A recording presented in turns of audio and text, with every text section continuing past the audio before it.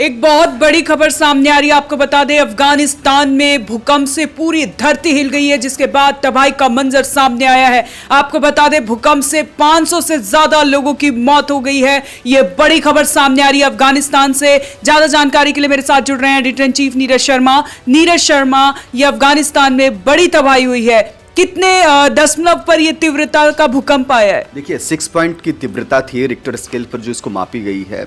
और बीती रात जो अफगानिस्तान की जो टाइमिंग है उसके मुताबिक लगभग 11:47 का वो तबाही वाला पल था जब तेज भूकंप के झटके से अब पूरा का पूरा अफगानिस्तान हिल गया। अगर साक्षी एग्जैक्ट लोकेशंस की बात करें तो मैं आपको बता दूं कि एग्जैक्ट लोकेशंस जो है वो नंगरहार प्रांत के पास, जलालाबाद के पास ये भूकंप का एपिक सेंटर था। और इसी एपिक सेंटर के जमीन के नीचे करीब 8 किलोमीटर नीचे की गहराई में भूकंप आया था। और जब भूकंप आया तो अचानक से पूरी धरती वहां हिल गई, इमारतें गिरने लगी। और यही कारण है कि 500 से ज्यादा लोगों की मौत हो चुकी है, 1000 से ज्यादा लोग घायल हुए हैं।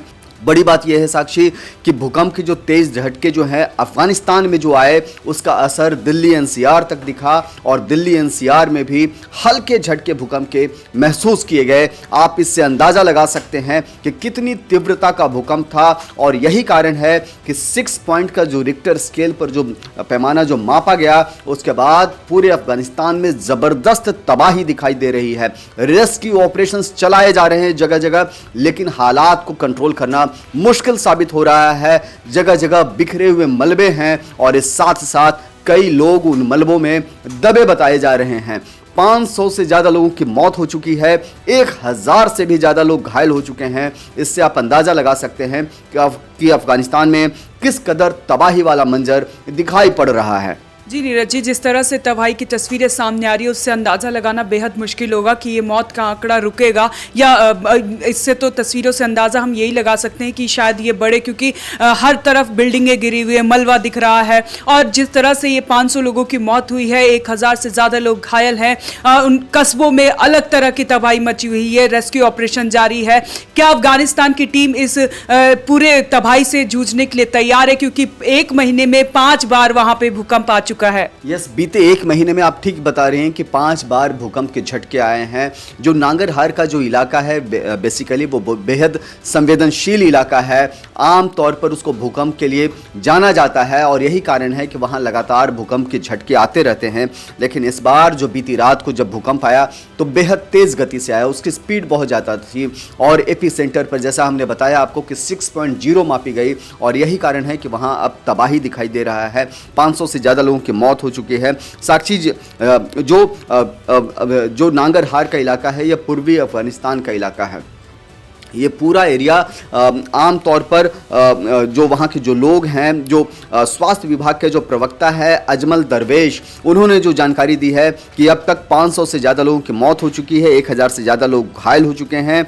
और सबसे बड़ी बात कि उस प्रांत में मतलब 6.0 की तीव्रता के साथ भूकंप आया और उसके 20 मिनट के बाद एक बार फिर से भूकंप के तेज झटके आए। लेकिन इस बार रिक्टर स्केल पर उसका पैमाना 4.5 का था, 4.5 का था। और समझिए इस बार जो गहराई थी वो पहली जो भूकंप के झटके आए वो धरती से, जमीन से 8 किलोमीटर नीचे थे।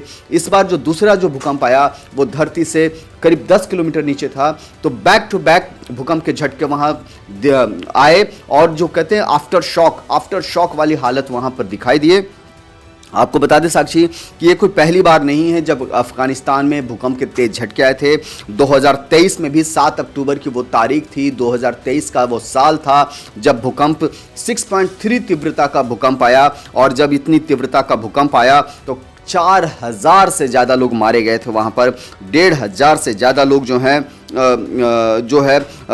घायल हुए थे और बाद में कई लोगों की मौत भी हो गई थी क्योंकि बहुत सारे लोग मलबे में दबे हुए थे। तो आप समझ सकते हैं कि कितनी बुरे हालात हैं।